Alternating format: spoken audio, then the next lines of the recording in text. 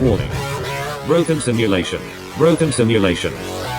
With Sam Tripoli. And welcome to Broken Simulation. We're back in it. This is our first one of 2020 or 2021, or is it? It is. Yeah, no, it is. Happy New Year to everybody. Happy New Year. I know it's way late in the game. I don't know what the official day is that you no longer say Happy New Year. When does this become an old year? I right now, I think it's like it just did, yeah.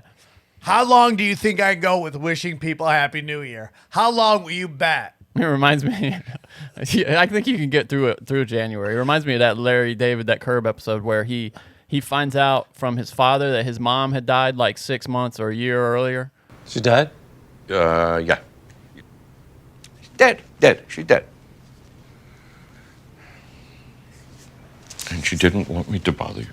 And so he goes around for weeks after that telling people, I can't. I like getting out of parties and shit. Oh, dude, I wanted to do a joke about that. That sucks. Oh, God, sorry. that sucks. Because I do use my dead friends as excuses to get out of shit. Yeah. I do. It's hilarious. And speaking of death, the Broken Simulation wants to say that this episode, and if you listen to my show, almost every episode I've done, we have dedicated to Jeffrey Scott at the Comedy Store. We love him. We miss him. And I'm done crying, so I can't do it anymore. But I'm sad that I can't use that joke anymore and use Jeff's death to get out of stuff I don't want to do. I'm very sad about that. Only met him a couple of times. Once we worked with him for a while on that podcast I was doing with Jason. There were 92.7 The Pod. But it seemed like a really, really sweet guy, man. And based on everything I've heard from people, he was kind of the heart and soul of that place, huh? I mean, really. He was the lighthouse. Like, he was always there. And no matter how crazy it got, you could talk to him. You know? And like I talked about, I did a video with Brian Callen for it, and I was kind of talking about how Jeff humanized HIV for me. Like, he was the first person I met that was a friend that had it. And, like before that, that wasn't in the mirror anyway. Yeah, that was besides myself. But it was like I'd never met. There was a guy earlier in Vegas that had HIV, but he wasn't like he was much older. His name was Gary. He's much older, and we didn't really know him that well. He would show up once in a while, and then he passed away, and we were all sad. But Jeff was the first time I had a friend that was like that, and like, like if you grow up in upstate New York, all these people, you think about HIV, AIDS. They're like, oh, they're sinners. They're this, there's that, and you're like, oh Same way man, in the they're South. people. Was he pretty open about that? Yeah, I mean, everybody knew about it. And, and for that, I will be eternally grateful to Jeff because he was a big part of it. And, it's like not having Jeff is like going to be like not having the blue star in the fucking OR to tell your sets up. Like, that's such a part of the Comedy Store. I also love his taste in music. He's a big Beatles, Paul McCartney, John Lennon, George Yeah. Harrison. That was a lot of the music he played, I noticed, in the showroom. So There's not a lot of us left from the old school now that Diaz and, like Steve Renazizi, Ari. Oh, yeah. Who is left Simone, from your generation? They're all on the East Coast. Eleanor's going back and forth. Sebastian is there here and there. It's like me and Maz. I'm trying to think. Like old school. Like old school. I never see Aaron Cater there. I never see Ahmed there. Can you imagine a day where you would stop going to the Comedy Store regularly? I mean, let's say the Comedy Store decides to like not open, right? And then after a while, new management comes. And I mean, if they shut down the store, I would probably move. No, but I mean, if the store continued, can you imagine? I mean, if there's where a you time where I stop? can no longer relevant, meaning my jokes don't hit and I'm a black hole in the lineup, yeah, I would. Do you think you would know? Because you see yeah. those guys who don't know. Yeah, I would. I'm very conscious of that. I will walk away. I will not be pushed away. I will walk away. Okay. You That's know? important. And there is something to the fact. You're not gonna Brett Favre it, is what you're saying. I mean, no, Brett Favre is still capable towards the end. Yeah, well, but he couldn't decide, is what I mean. He would kind of be. He would like, well, I might retire. You know what I would compare it more to, even though I'm not at the level of in terms of recognition, but I wouldn't Peyton Manning it. Okay. Meaning, like he won a Super Bowl, but he didn't do any. He was he was by numbers the worst quarterback in the NFL. Yeah, that year, so that I won would Super Bowl. be in this lineup of greatness, but I wouldn't be I don't want to be that guy. You don't want to be carried. And you know what, dude? There's also a part of me. I gotta be honest with everybody. There is a part of me that loves stand up, but really, I know it's gonna sound crazy. Want to get into more public speaking type stuff, meaning I want to go out and just do I just want to go out and talk. What, like TED Talks? Not maybe, Storytelling? Is that what you mean? but I just want to I don't want to go in somewhere where it's like if I don't get a laugh every 2 seconds, everyone's like, what's going on? I would like that's why I always love one-man shows, because the things I want to say aren't going to come with easy punchlines. I want to talk about some complex shit. You know, that I don't want to have to be like, okay, I got to get them laugh. They haven't laughed. And back in the old days, I think stand up, the comics are better now, but I thought the comedy was more real then. What era do you mean? Like the 90s? 80s. 80s.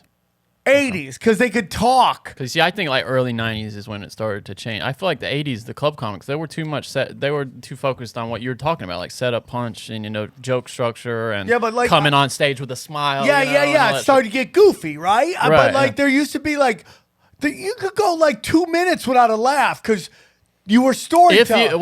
It depends on who you were, though, right? Right. Like, if you were a guy with that kind of gravitas, that kind of fucking balls, then you could hold the audience with silence. But a lot of those guys, I mean, even the good ones, I don't know. I'm thinking about the early 90s is when it started to kind of flip. Let me tell you like something. Hicks. Bill Cosby, if he was coming up today, it wouldn't work. Yeah, you're right. Because it's got to be a man, and it's Because you can't get away with raping that man. Oh, I got you. Okay. What becomes it becomes hacky takes on real events. Meaning that's what I think pop comedy is, which is all over comedy right now. Because stand-up. You mean just like a take that's too easy? Is that what you mean? Like I say the event happened, right? Like whatever we're talking about really happened, but their take on it is like a fucking hacky take. You mean it's a take that's real easy? Like everybody already believes it. You're not confronting people with truth or anything like that. Yeah. It's not like there's no I can go deep, taking people into deep water. No challenge to the listener. Because everything's got to be boom, boom, boom, boom. It's got to be everything that everybody has experienced. That's what I think is a big problem with comedy right now. Everything's about relatability. And then on the opposite end of that is this alternative shit, which nobody relates to. And we're all just laughing because it's the Emperor's New Clothes. They're can you believe he's just doing this? You don't think it's possible, and I say this, I mean this sincerely. It's a question that's just not your comedy. You know what I mean? You don't get why it's funny, maybe? That alt stuff. Okay, give me an example of and you think I might not. Here, I don't want this to be I don't think they're funny. I know. They could be real funny. They're not my cup of tea. Then yeah, I guess you're right. But on I'm thinking that, about those Silicon Valley guys. Those are all that was a pretty universally thought of as a funny show. But you don't really like those guys, right? You think they're not very funny. I have no, except for the lead, who I think is creepy as fuck. I think he's creepy as fuck. I have my reasons. It's not this show. Okay. The other guys, I mean, you don't like Kumail Nanjiani? Listen, I liked him up until he started doing this super woke shit. It's just annoying. That's different to me, though. That's all. Yeah. It's just I did a show with him. I did a sober show. But I'm thinking about nice guy. Oh shit, I'm trying to think of guys that not necessarily I like. What's that guy's name that he's a prop comic, he started out, Dimitri Martin, what do you don't I'm not a fan of Dimitri Martin. And I also don't you can see how that's funny. I'm not a big fan either, but I can see how it's funny. Here's what I think. It's clever. It's not hilarious. Okay. But that doesn't mean now this goes out now it's but then you're saying, okay, well, maybe that's what some people want in their comedy. You know what I'm saying? Maybe that's what some people obviously. Yeah, but who's to say that's wrong? Is what I'm saying.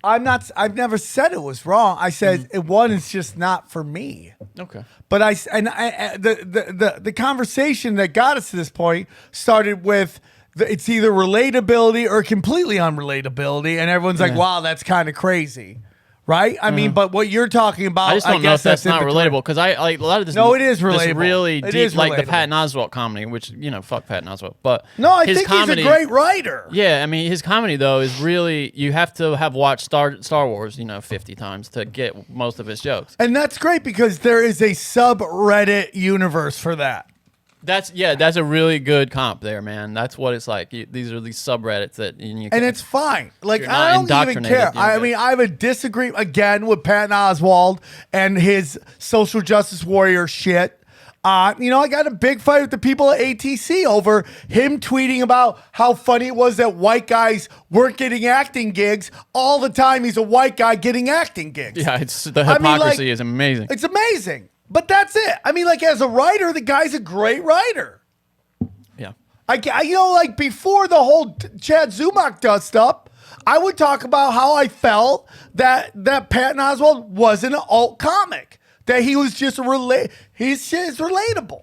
He talks about relatable shit. It's just he got put into this alt genre thing. Yeah, I don't think he is either. So, I mean, like, I've given him props. I think the only reason he's not comic is because he talks about Star Wars and shit, like nerdy stuff. Which is weird because I see that he's Gaffigan's more alt than he is. I mean, Gaffigan's super relatable. But by the structure, the way he delivers lines, he's more of an alt comic to me than Patton is, even though he's not. Like, he has a great bit. It's like, how come we call people on bikes cyclists and people on motorcycles bikers? Yeah, that's like great. I think that's as relatable as you can get. Like, to me, he descends right from like Stephen Wright, who would have been an alt comic if he was coming up today. But there's nobody more mainstream to me than Stephen Wright. I mean, the guy's a genius.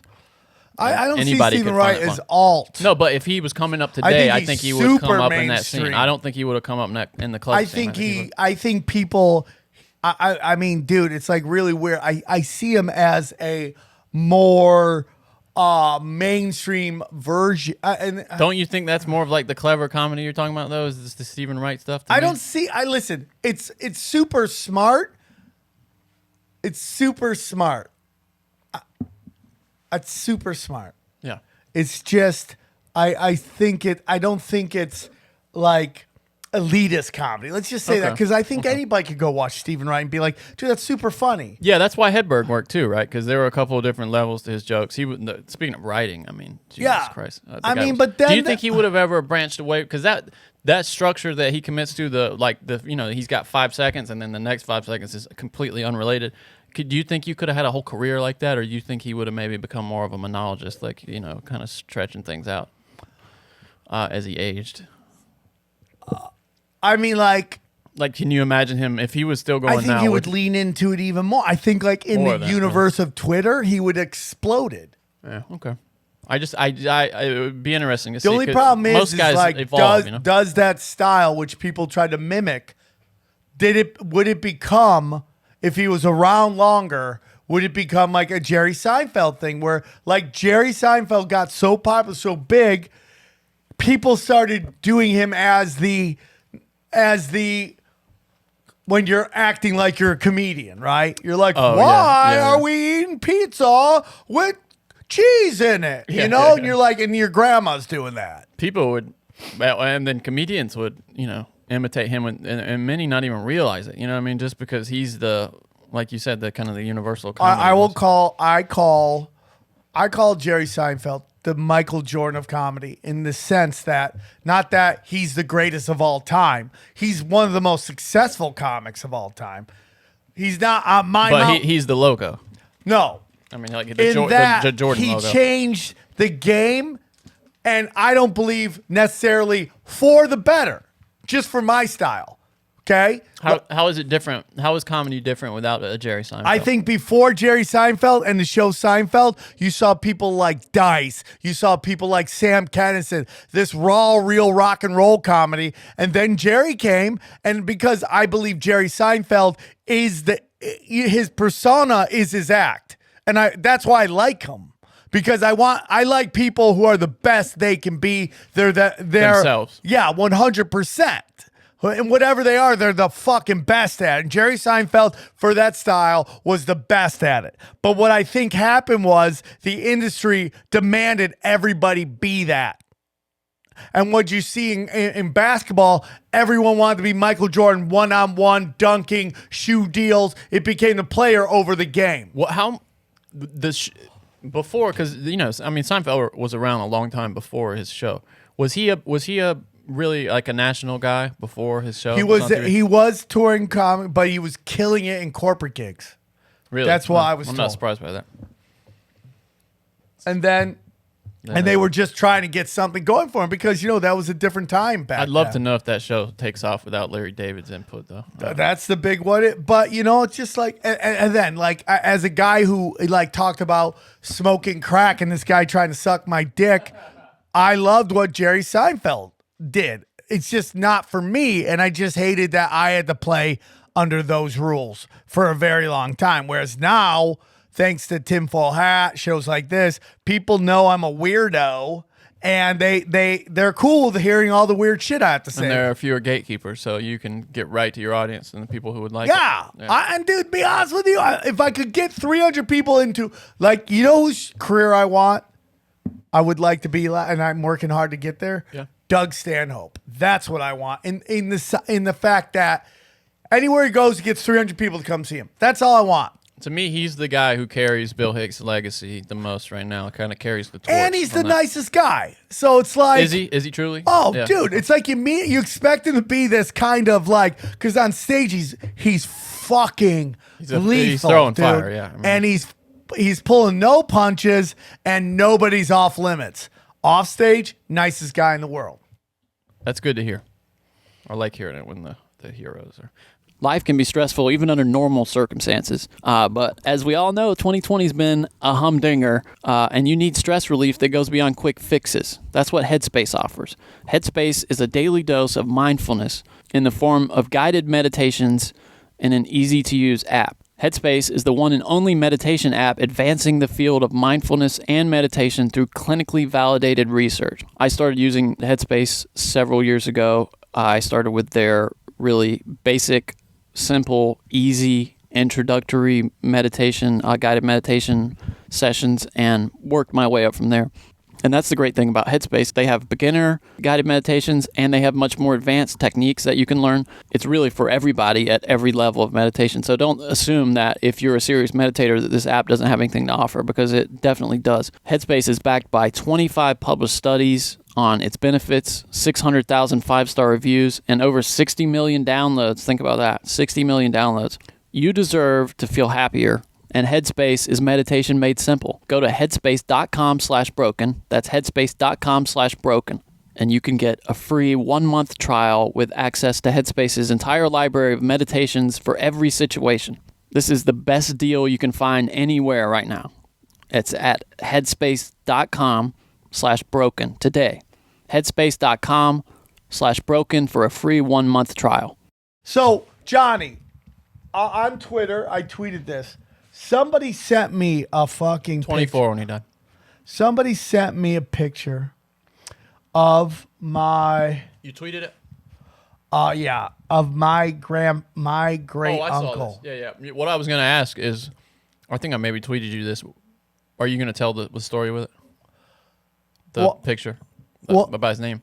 Yeah. Well, I mean, the thing I want to say is, like, the man died at 21 years old in World War II. Like, I can't even understand that. And what really upsets me is, like, that story was never told to me by anyone in my family. Why wouldn't somebody tell you that?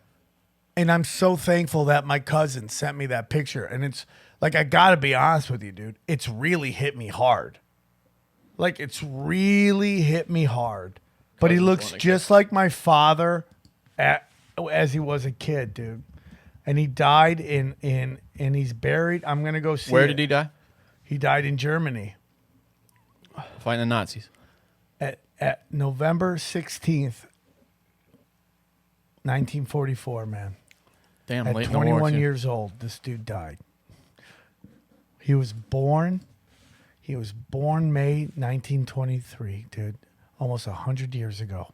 Damn, if VE Day was May 8, 1945, so if he just made it, 6 more months, he would have made it out of the war, probably. And the story that I was referencing was that his name was Triple. So the name is obviously, I didn't know that my dad was named after this man. What, his surname, you mean? Samuel. Okay, I didn't know that either. My dad's Samuel, I'm Samuel. Okay. And if I ever have a son, his name will be Samuel. Samuel James. My dad's Johnny, too, and my grandfather and his father. Samuel James Sam Triple, okay? They had to change their name to Triple. To Tripoli. No. Wait, to Triple. Tripoli is the original name. Oh, they changed. Okay, that's what I was confused about. See, the way you wrote it, I thought they changed their name to Tripoli, and I'm like, why the hell would they? No, they changed it to Triple. I got you. Because they couldn't get any work. That's unreal. Because Italians couldn't get jobs. That's what people forget today, man, is that it used to be anybody who wasn't English, like by heritage, was like the Irish were the outcasts for a while. People were racist against Irish. Dude, people were racist against Italians. America pretty much every was so racist back in the day. It was racist against white people. You know how racist you got to be to racist against white people? And nobody remembers that. Find a grave. Damn, dude. There's a website. Somebody decided to start that website. Oh, yeah, dude. That's a really popular website. Yeah, you can find my family cemetery on there. We have a cemetery on our farm where a lot of my old family members are buried. How are we going to, dude, are we going to run out cemetery room? I mean, it seems like there's a lot of fucking I got to start burning people eventually, launching them into space. Johnny! Jesus, why you got to bring up the Holocaust, Johnny? I was bringing up Johnny, I know you don't cremation, believe in my friend. Holocaust. Cremation. I know you don't believe in the Holocaust, so that's a different show. There's a few billion Indians that cremate all of their relatives, so. Few billion? Is that how it goes? I don't know how many Indians there are. There's a lot of people in India, right? How many? Dude, you ever? Okay, that's a different show. But anyways, dude. Yeah, 1.3 like, to billion. learn about my brother is my uncle. And to see how much he looks like my father. When did you guys change the name back? Obviously, it had to be in the 20s, right? You don't know when? Or the 50s or the 40s. Yeah. It was at, no, well, when did you change it back to Tripoli is what I mean. When did that I don't think everybody changed their names. Oh, gotcha. So I think some changed their name, some his did. line did, okay. Yeah. So do you have family members with that last name, Triple? Not that I've never met them. Okay. Here's this for everybody watching at home. We got a picture here of private first class Samuel James Sam Triple. Birth, Frankfurt, Herkimer County, New York. Died 21 years old. Fuck, in Germany. Just right? says Germany. Johnny, let's get into some of my stories this week. Yeah, let's do it, brother. You wanted to talk? Okay, first of all, so New York says they're gonna get. I don't want to do too much. Did I already talk about this? But let me tell. New York says they might be opening up in 2 weeks. Everything. Yeah, I saw Cuomo had a statement that was like, the economy is going to collapse if we don't open things up right now. It's imperative that we open up the economy. And nobody seems to know, so that's right around Joe Biden's inauguration. That's going to happen. Yeah, also he's the guy that was chiefly responsible for shutting down the economy. And nobody realizes that my friend just told me yesterday that he hasn't gotten his unemployment for a while. So you know what's going to happen? As soon as Joe Biden gets in, oh, look what just showed up, your check. It's like when Reagan got elected and they released the hostages in Iran. Yeah, they think we're stupid. Yeah. And guess what cabal that was, Johnny? What cabal was that? Oh, yeah, George Bush's cabal again. So let's go back to it. So we've all been locked down. You know who has? Have I already talked about this? The hot chicks are the only ones not under lockdown. Yeah, we did talk about that, but go on. It's just like every day on the Instagram. There's just like, I'm in Barbados. And then Kate Quigley apparently is the Born Identity, and this chick can just slip through securities and hang out on beaches and never get arrested. Meanwhile, Bruce Willis is getting blasted on social media for not wearing his mask in a Walgreens or whatever. Did you see that? Dude, Urban Meyer's getting shit for being at the fucking national championship game with no mask on. Kyrie Irving is getting crushed. But if a hot chick can sit on a fucking yacht, everybody's a narc now, man, unless you're a hot chick. Yeah, what happened with that? Why are you narking? But these chicks they're narking on themselves. Yeah, it's unreal, man. It is unreal. Apparently doesn't So Corona is Corona a power gain? It's not in the hot fucking tens? Oh, I wish. You wish? Yeah, because then I would be spared. No, Johnny, he'd be in your ass, Corona. Fucking balls deep. So anyways, everyone's losing their head. I'm just tired of hearing people, sir, can you put your mask on? No, I can't. I'm going to, just so I don't fight everybody here at CVS. Maybe it'll be done soon. So did I tell you this the other day on Santa Monica Boulevard driving to do a show with Brian Callen? I saw a dude straight up in a fucking BDSM dog mask. Johnny, when you and your girlfriends are on your weird play. I know. Are you joking or it actually was? It was a BDSM. It looked like it, or it no, was. it was a BDSM dog mask puppy play. Well, it's a mask. It is a mat. That's what I'm saying. Yeah, it counts. So, Johnny, could I go to someplace with a ball gag in my mouth and then be happy? I don't think so because you have to have your nose covered up too, and then you won't be able to breathe. Probably.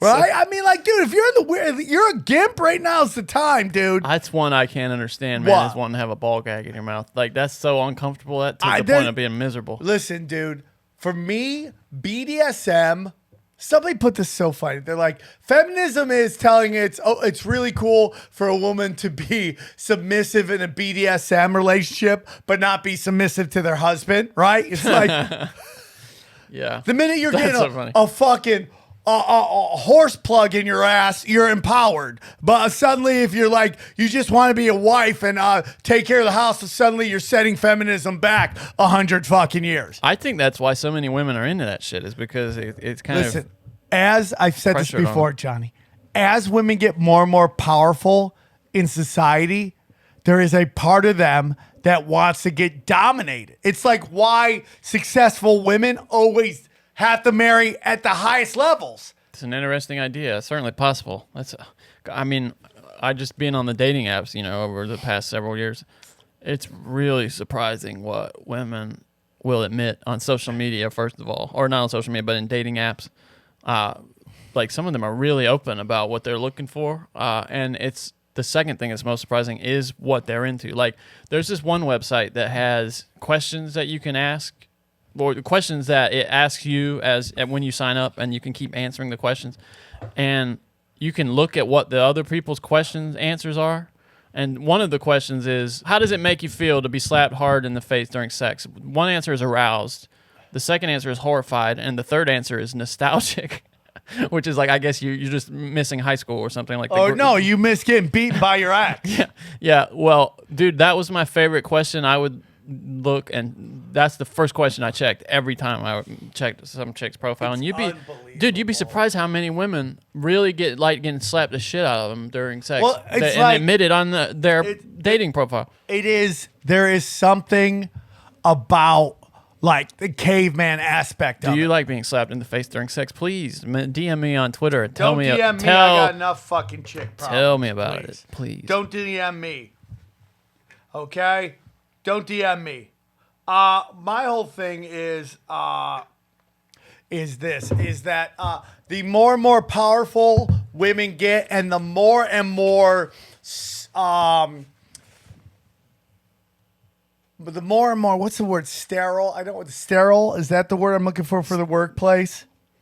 Oh, I know what you mean. It's not really sterile, but sort of Controlled. Yeah. controlled. The is the more word. people are going to get weird behind closed doors. Yeah. It just is. It's just the way it is. And it's just like, And it's funny because in many ways society is more open than it used to be. Like you can, about certain things, like nudity, public nudity is a little bit different. I mean, there are certain things you can do more of, but we've lost. here's the problem with public nudity, dude. One, as women, you give up some of your power. Yeah, because we immediately know what your tits look like. Doug Seinfeld is a great bit. He's like, you wanna like realize how quickly you fucking don't care about sex, go to a strip bar for an hour and then see like how much you don't care about tits being all over the place. Yeah. Yeah. Well, he's one of these guys that I've heard him talk about how he's just kind of like disgusted by the sex act now, and he's not really even. Well, I mean, when you get into your late 40s, you really have done a coup on your dick, and it's like, what else is there? A coup on your dick. Your body threw a coup on the dictator. It's over. It's like, dude. I mean, when you're a young guy, all you think about is how does this lead to pussy? Do you think that's changed, though, because you've had kids or with age? No, it happened before. Okay. I mean, I'm also a guy that had a crippling sex addiction, and I was a little worse than the rest, but, it's just like, I just think that as you get older, it's like, it's kind of like, it's because everybody is wanting to do like testosterone and all these cycles to kind of get their testosterone. I'm actually afraid to do that because I want to wake the beast. Okay, I got a fucking sex drive that's fucking freaking. Right now it's dormant and I'm liking it. Just chill out. I want to fucking take up painting. You're not trying to have any more kids either, I assume. I'm not. No, I love my 2 kids. Would you want more though? I mean, like, I'm not against it. We'll see, dude. We'll see. What else? Check out my new podcast. It's called Cash Daddies, and it is financial advice. If you tried watching it before and were just overwhelmed by the ads that were every 3 minutes, we have fixed it so that there aren't ads every 3 minutes. Is that crazy what they did to me? I've never seen that before, yeah. Did you see the screenshot I sent you where it was just like ad? Do you know what I think that is? I think YouTube's hurting. Could be, man. It could be. Just think about this. Joe Rogan's show is gone. Oh, yeah. That's 6 million views a week. That's gone. A lot of money, yeah. And they're like, a lot of money and a lot of referrals to other videos, Yeah. We're really excited to welcome Skillshare back as a sponsor of Broken Simulation. I'm a member at Skillshare. I've taken a number of courses there, most recently video editing and illustration. I really enjoyed those. If you're not familiar with Skillshare, Skillshare is an online learning community with thousands of inspiring classes for creative and curious people. I count myself among those people. Explore new skills there, deepen existing passions, and get lost in creativity. Skillshare is a great way to refresh your creativity and explore beyond your area of focus. Try a class in photography or illustration or even watercolor painting. They really, the classes you can take there are many and varied. There are so many. You may even catch yourself by surprise. You may have new talents that you didn't even realize you had. So there you go. Skillshare believes a strong community is essential to personal growth, so you can tap into the support of fellow creatives who provide encouragement, communication, and inspiration. When you join, you can try one of Skillshare's new live classes. This is really exciting. I actually can't wait to try this myself. Experience real-time inspiration as you connect with popular teachers in real time while watching and working along with other members. Explore your creativity at Skillshare.com/broken. Again, check it out before the holidays at Skillshare.com/broken. And the first 1,000 people to use our link, that's Skillshare.com/brokensim, will get a free trial of the Skillshare Premium membership, which I highly recommend. Again, that's Skillshare.com/broken. For the first 1,000 people to use our link, we'll have a free trial of the Skillshare Premium membership. We love Skillshare. They're a sponsor of our show. They have been several times in the past, and as I said, I can't recommend them more. Speaking of dogs. Speaking of dogs, okay. I now have... puppy play, okay. Yeah. I was trying to figure out what the segue was there, but I got you. Speaking of dogs, I now have, after having a series of smart dogs, I now have a dumb dog. Is this the dog that sounds like Jenna Jameson getting ragged out? No. Okay. That is Jack B. That's Martha's dog. That dog makes a I crazy have sound. Roger. Roger is a pug. Roger or Hodger? Roger. Is he Portuguese? He is American as fuck. I want him. Martha and I have had a debate on whether his name should be called Roger Vader because he looks like Darth Vader as a pug. Okay. He is a puppy, And I don't know if you know this, but pugs are the crystal meth of the dog world. They are just bang, bang, bang, bang, bang, God, God, God. They want to hump you. They're on crystal meth. I got Yes. Yes. Yes. I thought they were kind of chilled out. They're not. They're like running around crazy. No, they go nuts. Pugs go no nuts. I saw a guy today. He had a pug at the dog park. And I'm like, dude, how old's your dog? He's like 1.5 years. I go, dude, they slow down. He goes, never. Don't they have trouble breathing too? Like to No, me, you're thinking bulldogs. No, but the pugs have this flat nose, right? Yeah. Yeah, I think but they mine have, doesn't. To me, that is breeding just run amok. This dog likes to dogs aren't supposed to look like that. suck another dog's dick and eat its own poop. It is German. Sounds like you guys might have some stuff in common. I don't like to suck other people's dick or eat running poop. around speedy, humping I like everything. my that moves. pee-pee sucked, buddy. That's all I'm into. Okay. I just mean the crippling sex addiction. Oh and the, yeah, I mean he fits me, but the man, when you speed. go to a smart dog will help you with your taxes. It will sit down, fucking get all your receipts in order. Your dumb dog is just gonna try to set the house on fire somehow. And this dog is 100% the universe making me learn to chill the fuck out. That's not what the kids are doing. No, I think Roger is preparing me for when the children are older, and I gotta deal with with them being individuals. That's what Roger's preparing me for, 100%. I'm just like, oh fuck, man. Roger, calm the fuck. No, don't eat your own shit. Stop yelling at people. Is he don't house suck trained? that dog's dick. Is he house trained? What? Is he house trained? Yeah, but and of course I get the only morning dog. Like I had dogs that would sleep till like 10. This dog get up at like 6 o'clock in the morning, and if you don't get him outside, he's dropping deuces inside. He's like, "Get me out, get me out." Pfft, I told you, and he comes back and lays down, and he just waits for the place to fucking. Is it a puppy? Yeah. That's so funny. Yeah, he just drops deuces on every, like. And dude, here's the thing: this dog can take LeBron James level shits, okay? And he's this tiny. How do you know what kind of shit LeBron is? I mean, you look at LeBron, dude. Yeah, you I think know. he takes rabbit And shits? you know he's eating really healthy, like stuff that gives you gross gas. There's Just a lot of giant, dude, roughage and so, greens. I do this. I do some stretching on this yoga app, right? I wish you could find the chick that they have do the yoga app because it's so fucking annoying. Because you know, like, dude, look how tiny this chick is, right? I mean, like, Oh, she yeah. couldn't weigh more than 90 pounds. She can do all of this stuff. She can do everything. She can do everything because women are way more limber and than they guys. expect you to do it. And they're like, okay, get on your one thumb and lift your whole body up. Okay? I This did is- it. I did a yoga a few times with my girlfriend from the TV during the pandemic, and it's impossible. It's impossible because women's bones are different. Yeah.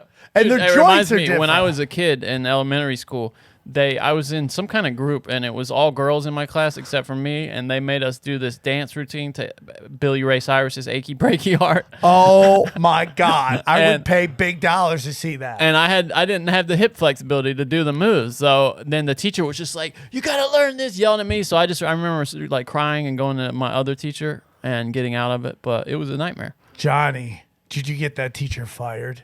No, but she got in trouble for being a cunt.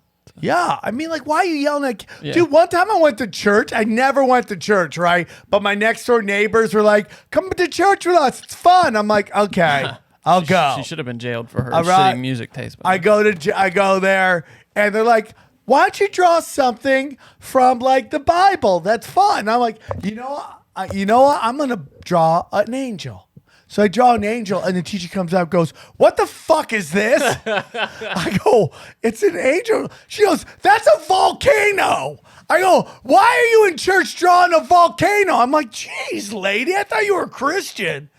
I was like, dude, yelling at a kid? He never went back to church. Never went back, dude. Never went back. God, almost diddled a little later. Didn't happen, though. You know my theory on why I didn't get diddled. Because you're not cute enough? No, because I'm a grower, not a shower. Oh, well, there we go. Johnny, do you feel when you go back home, you're like going back to 1985? No, but I do feel like you ask me that every time I get back from home. Okay. Well, the reason I do that is because I'm in a text thread with friends from high school, And I talked about this on the tinfoil hat thing, but I wanted to get your thoughts on it. So I texted my friends from high school. I did it on the tinfoil hat Patreon. But here, I texted my friends from high school. And I'm like, dude, check out Bitcoin. Oh, yeah, you told me about this too. Go ahead. This is great. Check out Bitcoin. I'm gonna fucking read it to you. I mean, it's like I'm trying to. If you love don't, people. if you're listening to this years later, Bitcoin right now, over the past couple of months, actually over the past 6 months, it really exploded, the price. And over the past maybe week or so, it's been in a little bit of a dip, but it's still way up from where it was just a few months ago. So I sent a text to my friends. This was Saturday at 2:30 in the afternoon. Get into digital. I say Bitcoin, Ripple. You don't agree with this? I've had people on the other side of the argument. They say, yeah, that's all a play. I own a little bit. Don't worry about it, Johnny. Okay. Ethereum, Maker, and Monero. Okay. So then 2 days later on Monday, my buddy Steve sends me a text that something that shows where Sam had sent the text. Where Sam had sent the text, and it goes, this is where Sam texts us. Here's where Bitcoin is now. Right? So then my friend Marcus. The diagram he just showed me, by the way, in case we don't get this on camera, is Bitcoin collapsing after the point that Sam told him to buy it. Right. So then I send Marcus, then my friend Marcus, who is in this all-white thread, is the only black guy. And he sends me this. That Bitcoin, spelled bit and coin, 2 words, okay? Yeah. That bit and coin, okay, bullshit, is taking a deep plunge. Remind me not to listen. I can't understand what you're saying. Remind you have me to not repeat to it. listen I didn't hear to- the first part either. Okay. That Bitcoin, what? That Bitcoin bullshit is taking a deep plunge. Okay? Reminder not to listen to Sammy when it comes to investments. Wink emoji, okay? Tommy DC laughs at image. Tony Dorado laughs at image, okay? This is how half-ass backwards these guys are. My friend Tim texts, cash is king, okay? Like the Fed isn't flooding everything, right? And it's just pummeling. Money, fiat currency, the U.S. dollar there's very little difference between that and digital currency, except that most of the cryptos, with some exceptions, there are limited numbers of them. They are finite resources, unlike the dollar that just gets printed out as debt from thin air. And it's very complicated. The people say Bitcoin is complicated. It's no more complicated than the United States financial system. You need to look no further than the collapse of a decade ago, 12 years ago, for that. I mean, that shit was so complicated. Margot Robbie in a bath could barely help me understand that shit. So then Marcus sends me, well, when you push Fugazi money making schemes, all right, that shit needs to be called out. LOL. If you're trying to get rich off Bitcoin, okay, you might as well just go sell dope. Your chances of making dollars are a lot greater. LOL. Sam's heart's in the right place. Be careful out there, fellas. What are you talking about? Now, here's the scary thing, right? I told you this about this, Johnny. I text Marcus. Marcus, Bitcoin was worth $17K on December 17th. It's now worth $32K, which is true right now. It's even up from that a little bit now, yeah. And then my phone, you have every phone just type on you out of nowhere. To my black friend, my phone text is KKK. Sometimes those autocorrects are things that you type a lot, and so it autocorrects it because it thinks that's what you're going to type again. Okay, Johnny, you're not helping my situation right now. God, Johnny. Well, enjoy doing the show for the rest of your life when the fucking social justice warrior police come to try to cancel me. Tinfoil hat with Johnny Woodard. Johnny Woodard and Xavier Garrett. Hey, man, what do you think Tripoli's doing right now in fucking that he doesn't have any podcasts?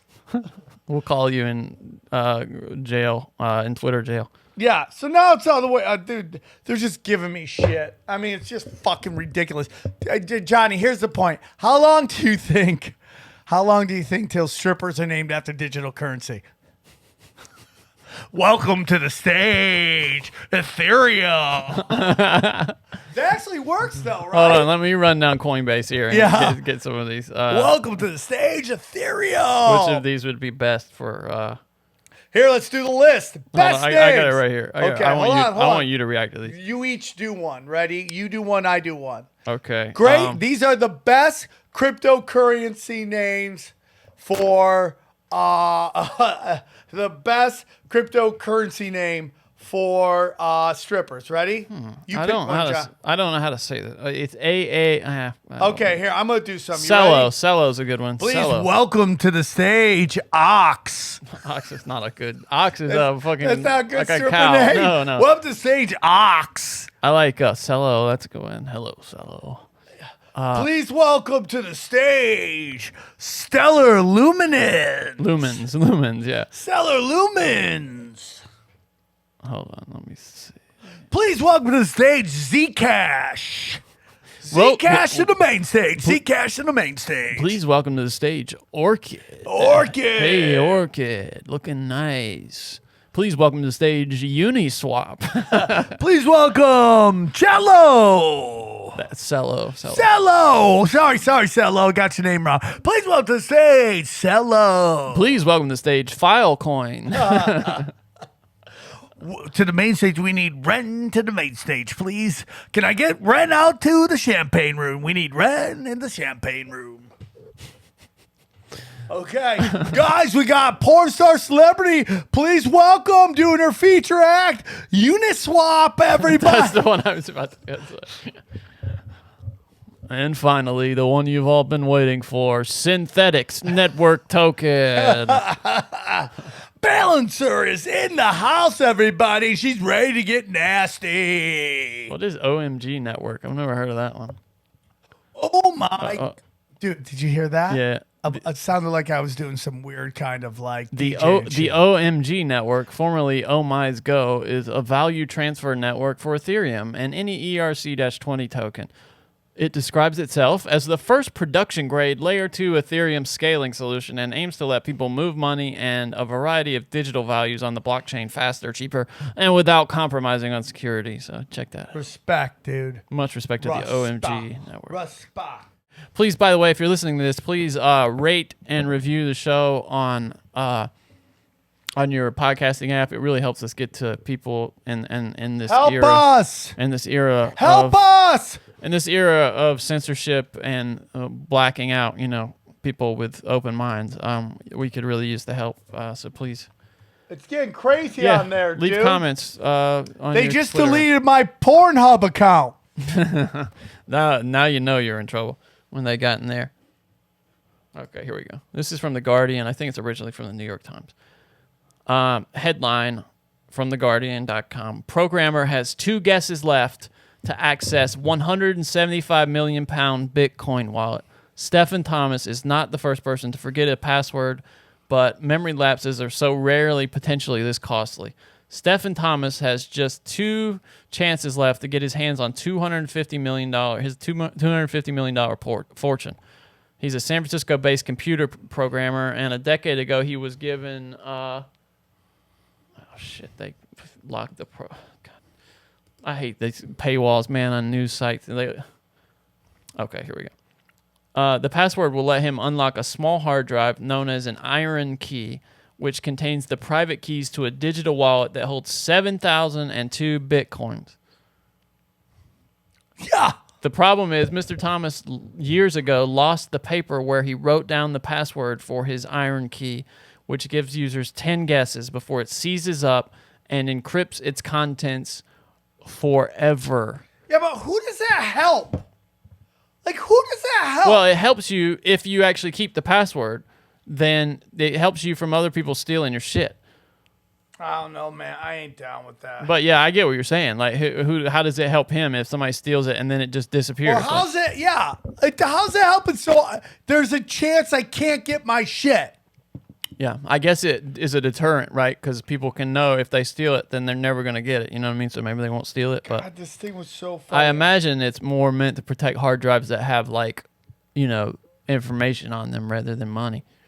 So, Johnny, you were. I'm trying to find it here, but you were talking about the fact that.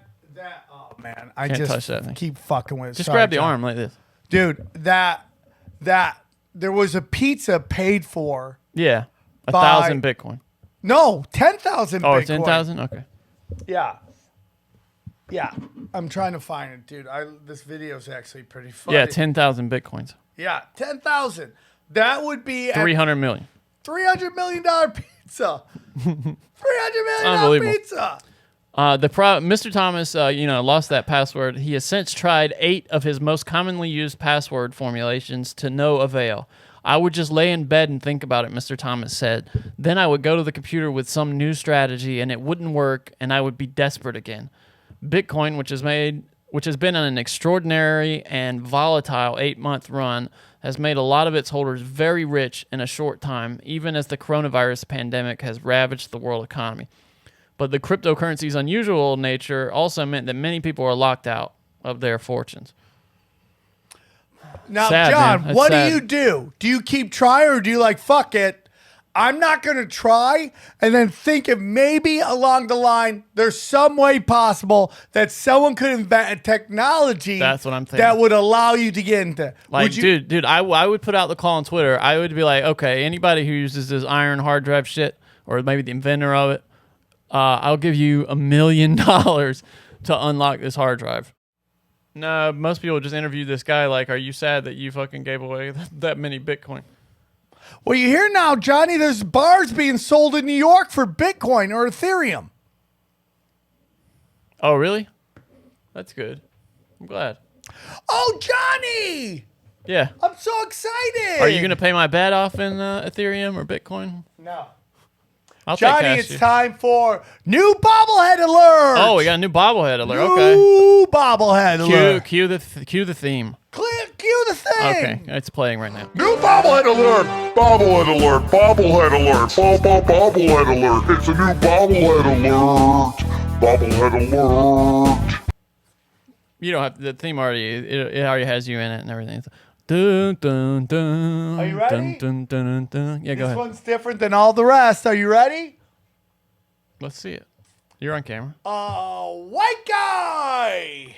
Oh, we got a white guy, Clayton Kershaw, coming up. Clayton Kershaw. Wow, he's got his ass sticking out, just ready Yeah, to be he's taken from pitching. behind. He's pitching. He looks Amish in this. It looks like he's ready to just be he taken looks right from behind. really Amish. It looks like his ass is really spread.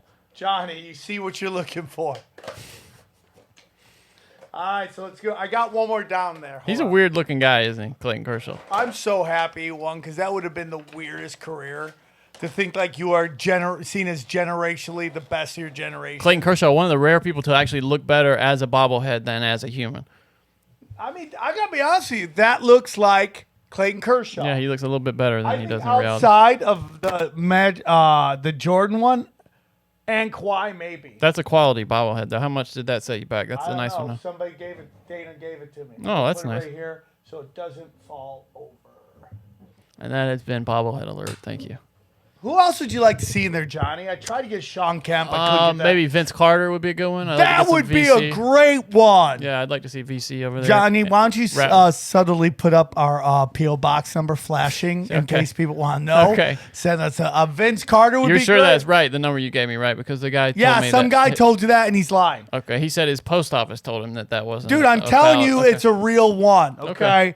So if you guys happen to stumble upon one, you want to add it to you, we'll give you a shout out. Yeah, there you go. There you go. All What right. else do you got, Johnny? You ready for news? You ready for news? My tits are on fire. What is that shirt? What is that? Somebody, my friend Lauren Petrie bought me this, and it just, Is it you on there? no. Okay, what is Oh, it yeah, it supposed- was on me. That was me. Yeah, it's gone. That's me. Oh, okay. It's too bad. It's falling apart. That's like Xavier Guerrero and Eddie Bravo. She was a guest on the show. She's cool. She's very Been a cool. while, yeah. Okay, you ready?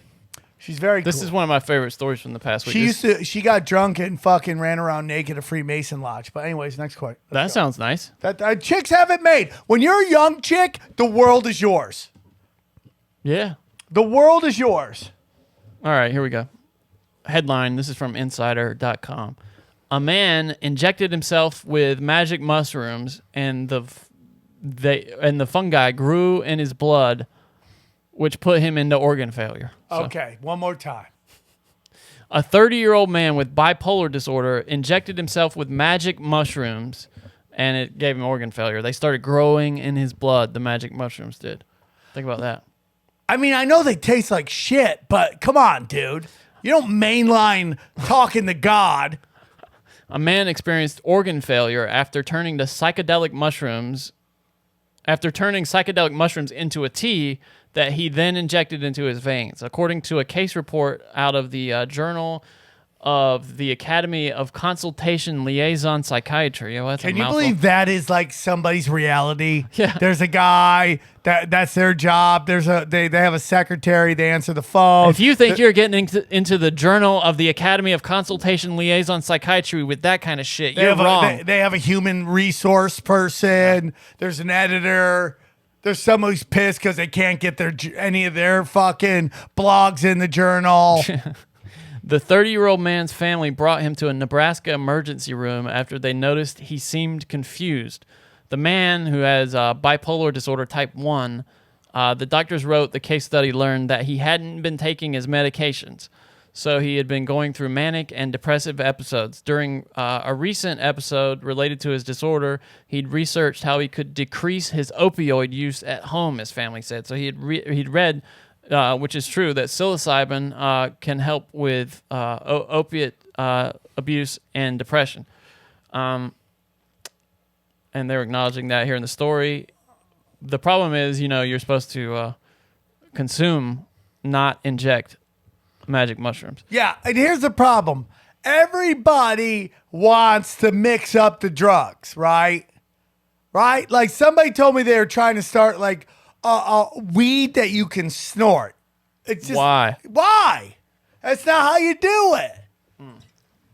People will snort anything. If history has taught us one lesson, When it's I was that a people will kid snort anything. in high school, this chick snorted fucking nerds. Yeah, there you go. That's Like it, man. nerd candy. I'm And not I fun. didn't realize what she was doing, which means she'd been doing coke for a while because she just snorted it. I didn't know that. Okay, that's crazy. But the man in the case study boiled the mushrooms in water, filtered the liquid through a cotton swab, and then injected it into his bloodstream. A couple of days later, he became overly tired, vomited blood, developed jaundice, diarrhea, and nausea. His family took him to the hospital. The doctors met the man. He couldn't give them coherent interview answers. And after tests, they found he had liver injury, his kidneys weren't functioning, and he had started to go into organ failure. A blood sample revealed something even more shocking. The mushrooms, which thrive in dark places, had begun to grow in the man's bloodstream, causing the aforementioned issues. So, That's cool and weird. what if would he have been like Swamp Thing? Remember Swamp Thing? Would he have turned into like a human mushroom? I mean, like you're fucking mainlining shrooms, dude. You hear about these people. I don't know if it's urban legend. You hear about these people that have like seeds that they consume, like grow in their sinus cavities and shit, and they pull little trees out of there. Shut up. You never heard of that? Like, But Johnny, it was almost like something you brought up earlier. Did you talk about this, or was this before the show? You talked about that Vice show where they met the guy who licked frogs. Hamilton's Pharmacopoeia. Yeah, it's this great show on Vice with Hamilton Morris, and he went and talked to one of the first people, or one of the popularizers of the 5-MeO DMT frog. And yeah, go on. It It's reminded you like of that? I used to think. I mean, like everyone's got to try something once, right? So, Yeah. I mean, like, how did somebody know to try to do the drug to get high, or was he just like, "Oh, you think this will kill you? I'll fucking try." Oh, this. yeah, I'm, yeah. Go, go, go, go. Yeah, so maybe he was on the verge of unlocking some new way to do psychedelic mushrooms that we don't Like know. I always said, like they should make Red Bull snortable just for the old Here's the cokeheads. story I was talking about, by the way. Yeah, that would be fun. Shocked Russian surgeons opened up man who thought he had a tumor to find a fir tree inside his lung. This was from 2016. A fir tree has been found growing inside a man's lung by Go down. I surgeons who gotta are see operating. that. You see- Shut up! and there it is on X-ray. Right Shut up! there. An X-ray that apparently shows a fir tree growing inside a 20-year-old man's lung. And doctors initially thought it was a tumor. You know, Johnny, think about this. That tree is growing with no light. Yeah, I guess so. Remember how on tinfoil hat Greg Carlwood came on and said Middle Earth, there's whole like giant forests under there. Yeah, if they can grow inside your body, why not? Here's another story. We've been kind of keeping up with people who have used COVID to their advantage and used the legal system to their advantage. Here's a good story from Channel 4 in New York. New York City couple accused of forging multiple positive COVID test results to delay their criminal trial. Isn't that smart? A Manhattan couple is accused of forging multiple positive COVID-19 tests in order to delay a trial in which the husband faced drug charges, a Long Island district attorney said. That's fucking smart. That reminds me of the guys who try to get AIDS. Yeah, bug chasers, they call them, I think. Yeah. They're like, dude, bug chasers never have to use condoms again. Right before closing arguments in the case were set to begin, 35-year-old Lewis provided a photo purporting to show that Blair McDermott had tested positive for coronavirus. The following month, Lewis told the court that he and McDermott were in quarantine in their Manhattan home, and his attorney shared a photo that McDermott tested positive again on October 8th. After eventually showing a negative test for McDermott, the trial resumed, and Lewis was convicted on 12 felony narcotic charges. But an investigation by the DA's office showed that McDermott had changed the documents to show a positive result. So they really didn't look into this shit at all, did they? Yeah, no, they didn't. And you know what's so funny, dude? It's just like, can that lawyer get fucking disbarred for allowing that to happen if it's all forged? Yeah, I don't know. That's a good question. Like, not even checking it. It's crazy, right? While we're on the subject of law, there's this town called Crossville. Not sure where that is, but Johnny, I have to take a shit. Can you hold? Yeah, sure. Yeah. Sam's gonna go take a shit, guys. Okay. All right. Here, while we're on the subject of law, a law firm in this town called Crossville is giving away free divorces for Valentine's Day. That's a crazy one. Here we go. This is a press release from the Powers Law Firm. The Powers Law Firm recognizes the terrible year we have all endured, the COVID-19 pandemic, a divided nation, and economic hardship. That's why we're borrowing this idea from an attorney out of Murfreesboro, that's in Tennessee, and we will be giving away a divorce to the winner of this contest on Valentine's Day. Valentine's Day to some is a reminder that they are trapped in a marriage that they cannot afford to get out of for some other reason. The terms and conditions are as followed. The divorce must be agreed by both parties. Well, what good is that? The contestants must submit a story as to why they wish to get divorced. Submissions must also include a telephone number and an email address, but there is no cost for entry. So there you go. The contest is limited to residents of the state of Tennessee. That's Crossville, where this law firm is. So if you're listening in Tennessee and you want to get out of your marriage, please contact the Powers Law Firm. Isn't that funny? Contact them. All right, man. Is it like a bingo, winner of bingo, sweepstakes, name drawn? I think it's a name drawing. Yeah. Like, wouldn't it be funny if they have to send videos about how much they hate each other? What, like Real World? Like you're trying to get on a Real World? Yeah, like said, we hate each other. He's fucked my sister. You do have to send in some stuff about why you want a divorce. So maybe it is like an essay contest or something. That'd be great. Here's a story from Vice. This is in Quebec. Headline: Quebec woman fined for putting leash on her partner, taking him for a walk. What's going on in Canada? Well, right now? I think the laws are that you're not allowed to go out unless you're walking your dog. Come to Santa Monica Boulevard. They love dog people. So a Quebec puppy play. But these people don't have a dog. So a Quebec couple was hit with $3,000 in fines after a woman put a leash on her partner and took him for a walk on the weekend to get around COVID-19's curfew. On Saturday, Quebec residents were placed on an official curfew for 28 days to curb the rise of COVID-19 cases in the province. As of Monday evening, Quebec has reported 230,087. So it's not working. It's not working. Or is this? But dog owners are exempt and can walk their dogs after 8 p.m. as long as they stay within a kilometer of home. Like, how serious do you have to be? Like, to give them this fucking Yeah, well, you know, fine. that's that. You don't remember that scene from all the pandemic movies that exist, where everybody has to stay in their homes or they get, they die immediately, except for dog owners who walk out and take their dogs for a walk. That's in every movie about a horrible contagion, right? It's you see unbelievable. You see that in zombie movies, people going out It's and like taking their dogs for a in walk. movies where so there's that Bryan Cranston movie, right? The Judge or whatever. Yeah, where he's a judge and somebody show, goes right? to his house. This is not spoiler alerts, Yeah, with Jason Tebow. Yeah.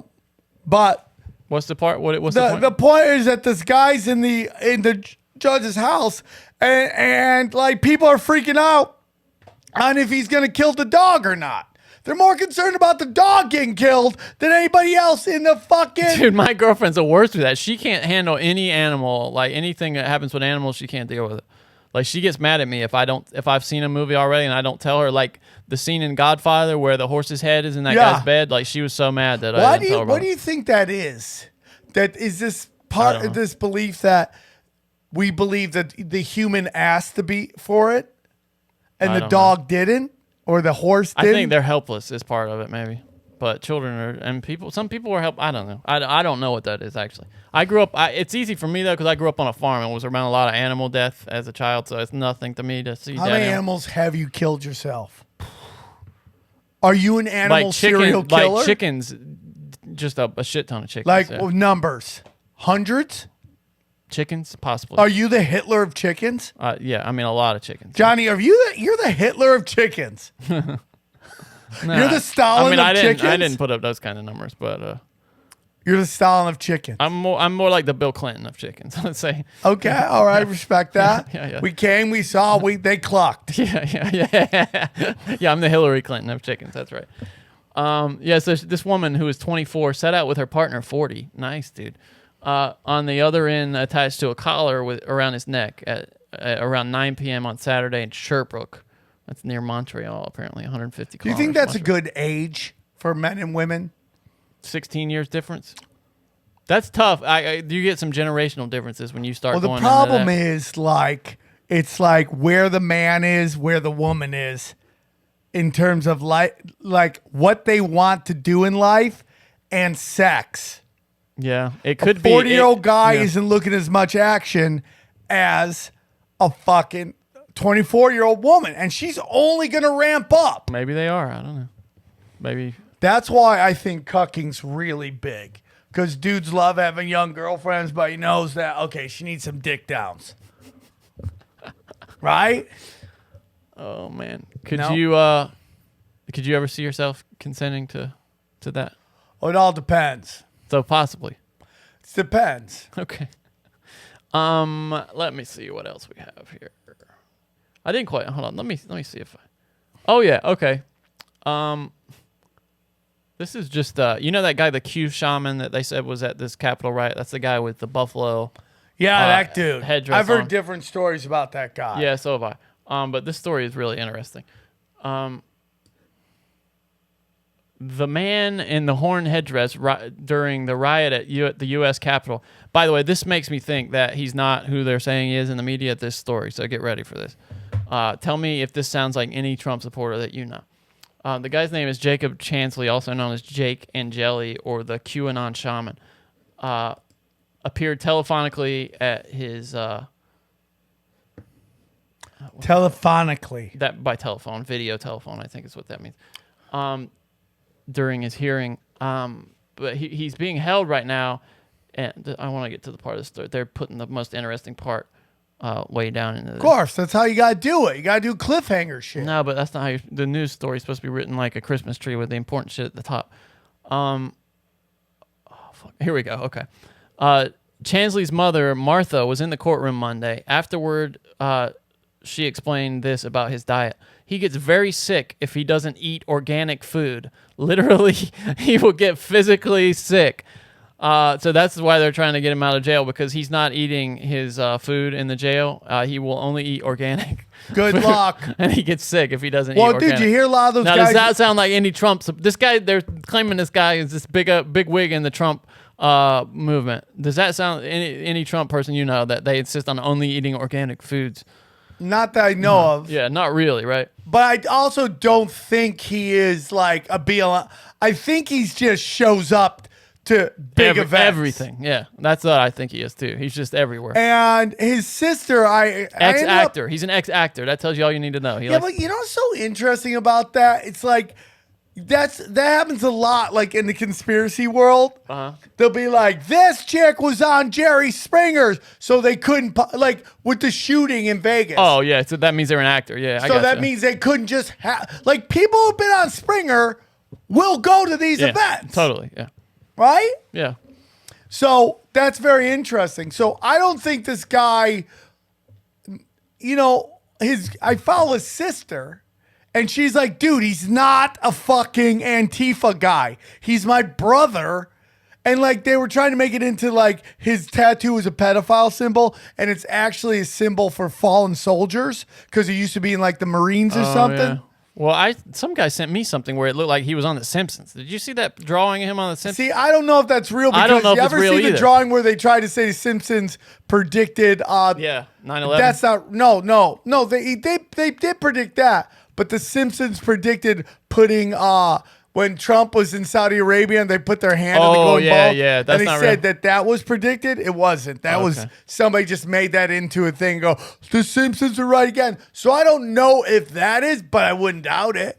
There's so much bad info getting pushed around, man. It's crazy. Well, yeah, that's after fucking Obama got rid of that. The government has been there's a whole propaganda war of just flooding us so we don't know what's going on. It's crazy. And this is interesting. This is from a website called The Grio, so take it for what it's worth. But an American Airlines pilot on flight 1242 from Washington, D.C. to Phoenix threatened to divert his plane to Kansas, the ultimate punishment, if passengers did not behave. The Daily Mail reported that Trump supporters who boarded the flight on Friday afternoon from the Reagan National Airport to Phoenix Sky Harbor were seen on video chanting, USA, USA, USA. Oh, how terrible. The pilot spoke on the loudspeaker with a noticeably frustrated voice as he issued a stern warning to the rowdy passengers. This is the tweet right here from someone called Mindy Robinson. She says, wow, I'm on a plane full of patriots flying from D.C. to Phoenix, and we started chanting USA. I was I was in a movie with her. Mindy Robinson? Yes. Are you serious? Dead serious. She went weird on me. And Mindy Robinson, we were in a movie called Live New Girls. And it was about a guy who inherits a strip bar. I'm listening. Live New Girls, and please tell me she's like more. This chick. Is she one of the Live New super Girls? Hot. She dated Randy Couture for a while, or she could still be, but she's a patriot. But she got a shirt from this guy that said Mossad, nothing's by accident. It literally said that. And she's wearing on her big fucking can she has. Yes. She thinks it's cool. It is cool. It's on her cans. It's cool. It's Mossad, though. Okay, I would think I would think anything on her tits. So you're Zionist for big tits. Is that what it is, bro? I'm whatever for big tits, yeah. She drives the me only nuts. thing cooler than that So on I asked big her tits to be on is my naughty that show. off She's big like, tits. why would I be on your stupid podcast that has porn stars? I'm like, get out of here, Mindy. Oh, gosh. She sounds like somebody else. D-list. You're gross. Okay, well, Minnie Robinson, was bitching about this. Anyway. She's controlled opposition. Sounds like it. She should be chanting Israel. This is my favorite story. Israel. This is my favorite story this week. This is from Motherboard, Vice's Motherboard. The headline is, "Your cock is mine now." You listen to this, Sam? Yes. The headline, "Your cock is mine now. Hacker locks internet-connected chastity cage, demands ransom." So this guy had a chastity cage on his dick. When did this happen? This is does it have a date? January 11, 2021. Dude, so 2021 yesterday. just said, fuck you, 2020. Just said, fuck you. Just said, go fuck yourself. You thought you were badass? We're locking dicks down, okay? Here's the device right here, so you can see. It's called the Cellmate.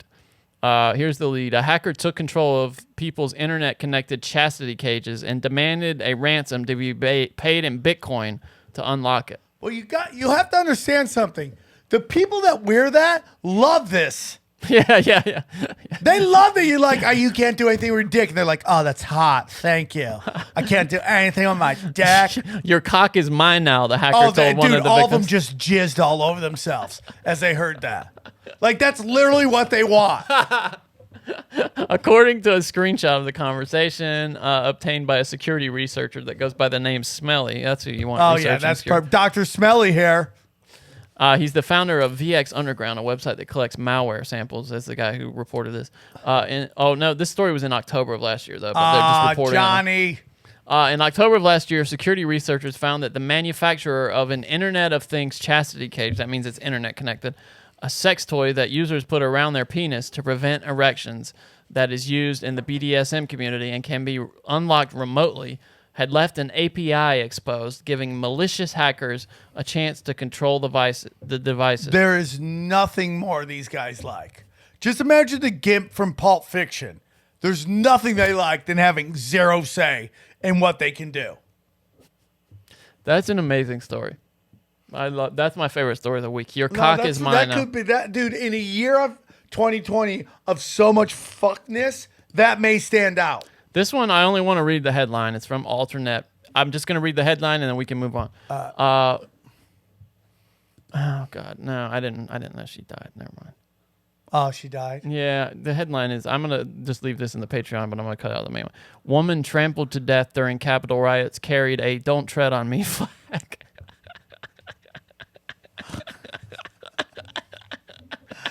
That is rude, Johnny. I can't believe you're laughing about that.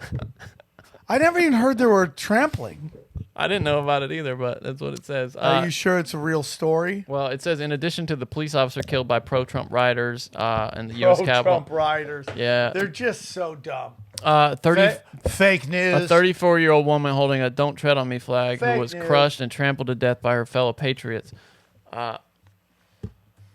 Boylan raided the Capitol. Let me make sure this is real first, but it's on a real news site.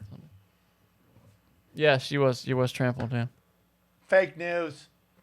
it's real. That's sad. Man. I'm gonna leave that in the Patreon, but Fake news. Okay, here's another one that is pretty much good by its headline. Turkish TV preacher jailed 1,000 years for sex crimes. 1,000 years. What did that guy do? I wish they threw another 1,000 on there. A Turkish Muslim televangelist, who I didn't even know they did televangelism in the Muslim world, who surrounded himself with scantily clad women on TV. What was this show? We got to find clips of this. Hold dude. on.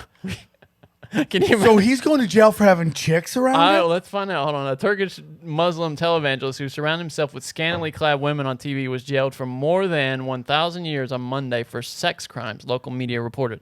Adnan Akhtar preached conservative views while women he called his kittens, many of whom appeared to have had plastic surgery, danced around him in the TV studio. This show sounds awesome.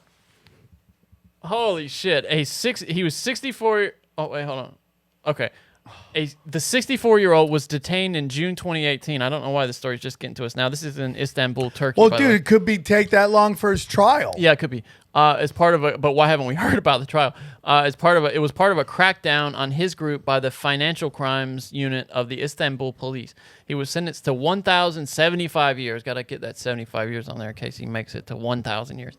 For crimes including sexual assault, sexual abuse of minors. Hey, do you think they keep... Okay, so now we're getting into yeah. what really is. It isn't... Do you think they... I'll get right back to it. Do you think they do these long crimes just in case they discover... These long jail terms just in case in the future they discover how to, like, extend life? Do you think that's why they just keep throwing the book at people? No, I think it's because maybe one crime What if that's he really could only why, be in jail for so long. Yeah, but Now what if that's you- why? What if that's really why? Okay, so now you're saying Like imagine you know how, if. like you know how So the you're saying, like- Scientologists sign a contract for like So a you're billion saying years or whatever. Court TV and the Sci-Fi Network come together. Like think about any contracts you sign in entertainment. They're all like you're signing away your likeness rights for the history of the universe in all known worlds. A lot of contracts say that in all known worlds and for the history of the universe.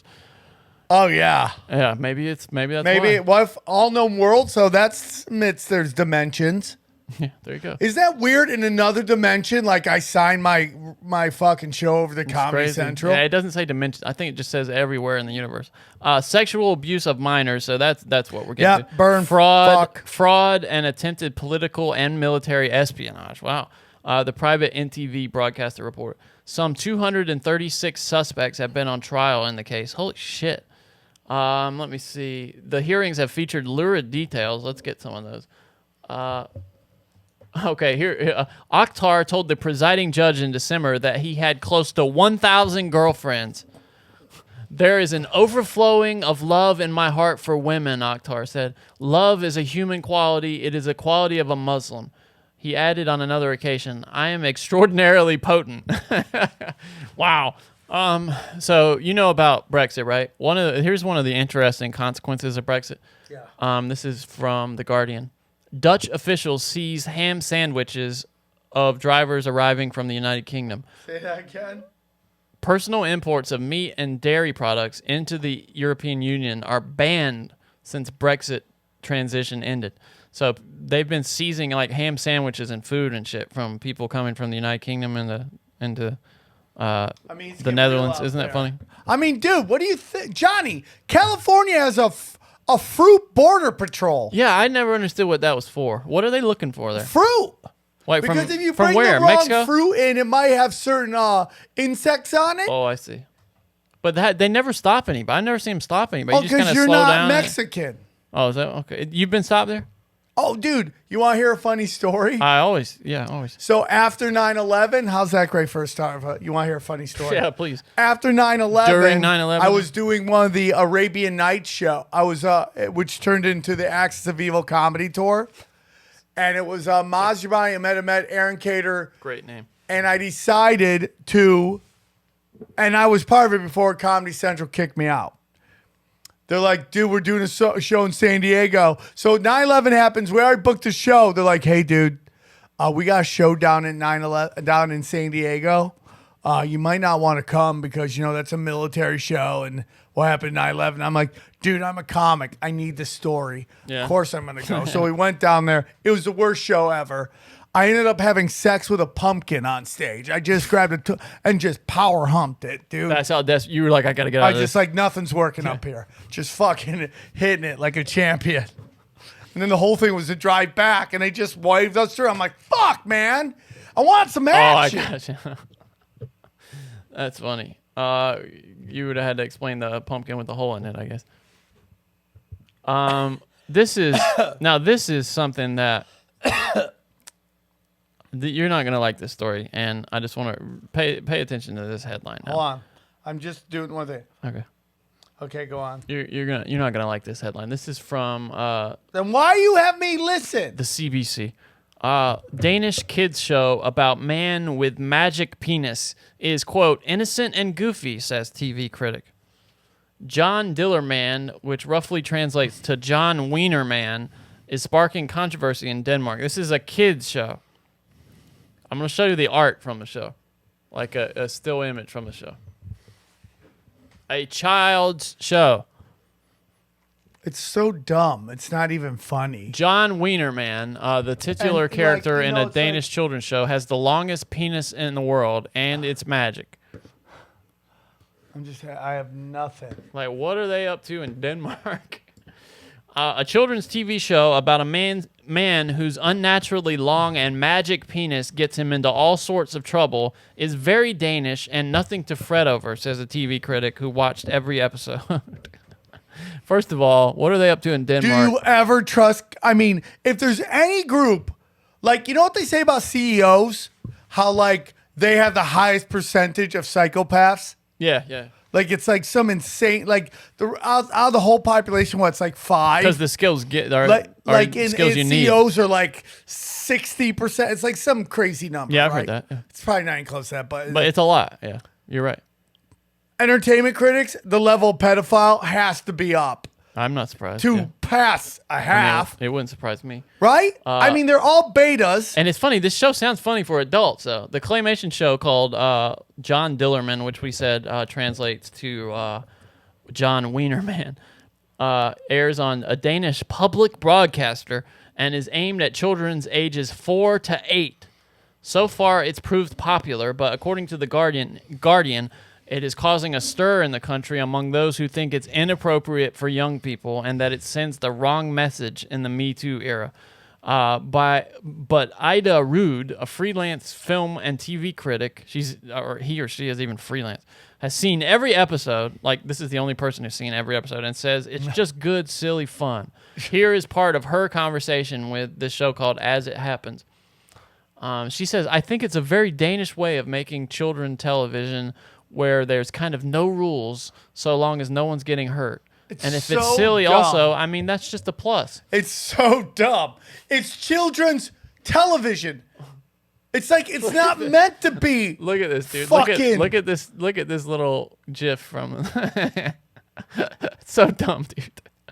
The guy is being, if you're listening at home, he's attached a clump of balloons, his helium dick. balloons to his dick, and he just And goes then he flies floating up, off and apparently his dick. while is, kids are watching. A lot of the kids, the And he's in weird his kids, pajamas. and those adults that look like mannequins. Oh yeah, I guess those are. By the way, the animation sucks. What's this?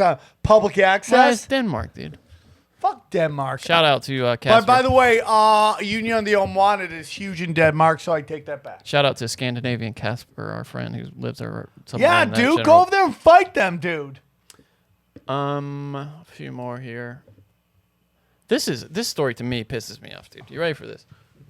This is for something called Click Orlando. It's in Orlando news. Florida men robbed graves of veterans because they have stronger spirits, sheriff says.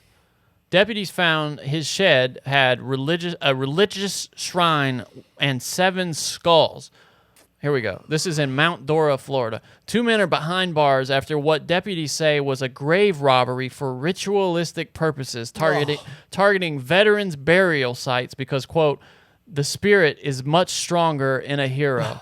Imagine being into patriotic necrophilia, right? Imagine that. The men, 43-year-old Brian Montalvo Tolentino and 39-year-old Juan Burgos Lopez, were arrested in Polk County after deputies said they broke into 4 separate graves and took body parts from each person inside.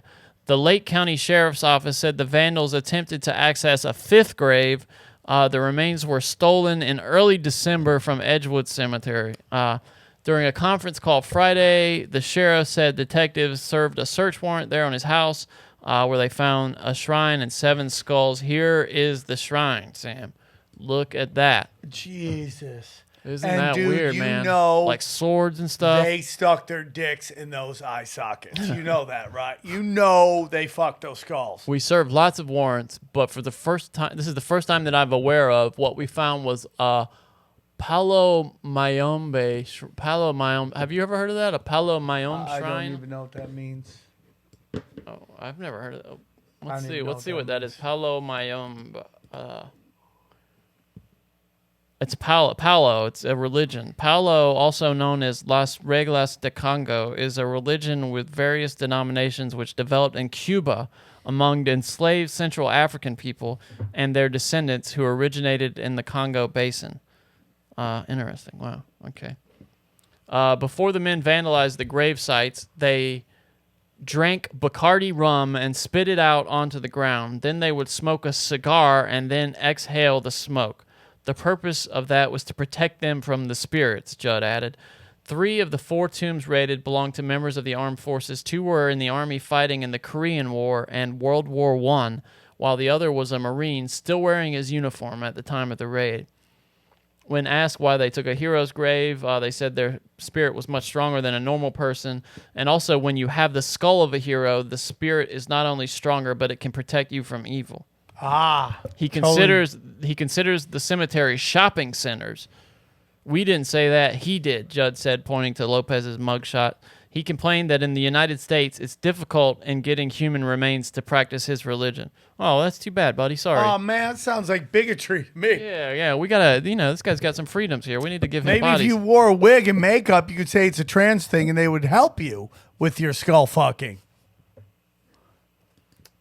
Just a couple more. Yeah, not that one. Here's a headline. We like to kind of keep up with bullshit science, like where people are just spitballing stuff. This is from futurism.com. Scientists claim black holes are made of collapsed universes. So there you go. That's kind of interesting to me. A strange new theory suggests that tiny primordial black holes, the ones that formed at the very beginning of our universe, could make up dark matter and bizarrely contain tiny collapsed universes of their own. So this is like Men in Black, basically, where that they had that little thing, the cat's neck on its leash, had that little universe inside of it.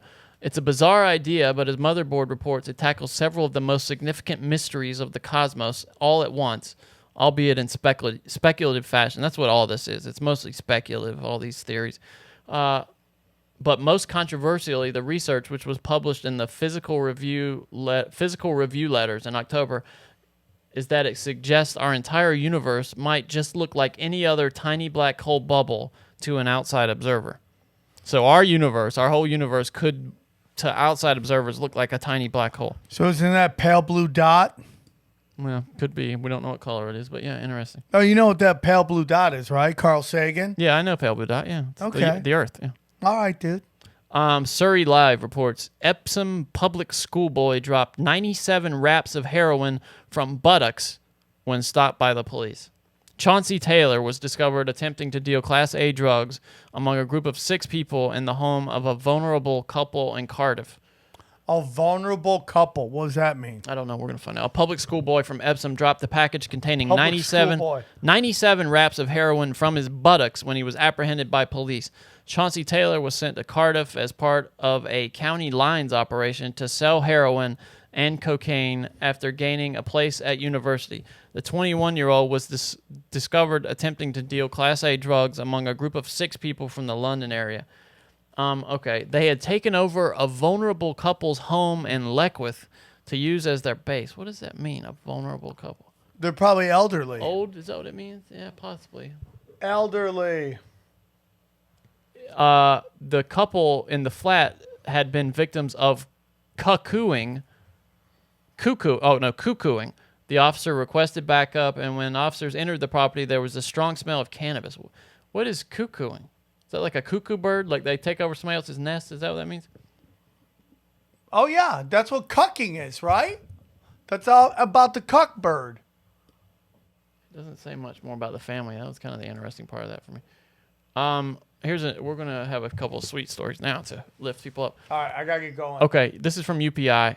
Escaped hamster braves freezing temperatures to get to candy store. Isn't that cute? Animal rescuers in Scotland are searching for the owners of an escaped hamster that braved sub-freezing temperatures to make its way to a candy store.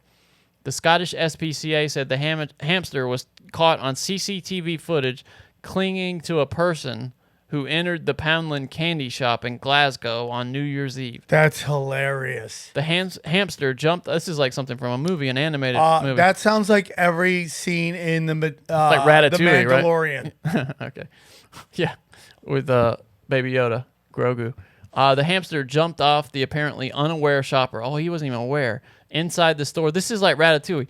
And was soon captured and turned over to the SPCA. Isn't that cute? We've named the little adrenaline junkie Tom Cruise for now, given his Mission Impossible-esque escape and his height, I would imagine. I love that. So he did get away. You know what the place is called? What? You run like this. Poundland. That's the name of the candy. So. Really, dude? Yeah. Poundland. I like that. You're trying to get some treats from Poundland. If you go to Poundland, you get a free ticket to Pound Town? One more story here. This is from TC Palm, Treasure Coast Palm. That's what this newspaper is. Off the beat. Headline: Man jailed after snoring loudly at McDonald's. This is from Indian River County. That's the Dateline. A 28-year-old man was arrested after snoring loudly and apparently sleeping behind the wheel in a McDonald's drive-thru lane, an affidavit states. So this guy fell asleep at the drive-thru line, snoring in the snoring Some people loudly. can fall asleep like that. Yeah, but did you deserve to be arrested for it? I mean, what the hell? That seems like Well, dude, some people think if they pull over, they can't get drunk driving. It was DUI. So yeah, you can't be behind the wheel. You have to You have to not be behind the wheel, and I think also even if you pull Can over, I move to the other I don't seat? think so. Yeah, I think people get if you're the only person in the car. Yeah, What if I'm behind in the back seat? I think you're not. You can't be the only one. This is from AP. The vaunted Mediterranean diet and the French bon gout, I don't know French, are getting some competition. The European Union's food safety agency says worms are safe to eat. The Parma-based agency published a scientific opinion Wednesday on the safety of dried yellow mealworms and gave them the thumbs up. Researchers said worms, either eaten whole or in powdered form, are a protein-rich snack or ingredient for other foods. So that's Or what they're an saying in ingredient Europe. for other foods? Yeah, you can grind them up. And Oh, you mean cut them just up and sprinkle them on some. use them as kind of like beets and chopped salad? Did you ever read that book, How to Eat Fried Worms, when you were a kid? Do you remember that? No. Okay. AP, this is our last story. This is cute. Missing cat turns up 3 years after California disaster. A pet believed killed along with her owner in a huge mudslide has been found 3 years later. The Animal Shelter Assistance Program in Santa Barbara County says the calico named Patches was brought in as a stray cat last month, and a microchip scan revealed her identity. Patches had been missing since January 9, 2018, when a rainstorm on the vast burn scar of the Thomas Fire sent a debris-laden torrent crashing down through hillside neighborhoods of Montecito, northwest of Los Angeles. 23 people were killed, including the cat's owner, Josie Gower. They assumed the cat was dead too. The ASAP shelter says Patches was found less than a quarter mile from where her Montecito home stood, so she'd stuck around there. She was reunited with her dead owner's partner, Norm Bordagello, on New Year's Eve.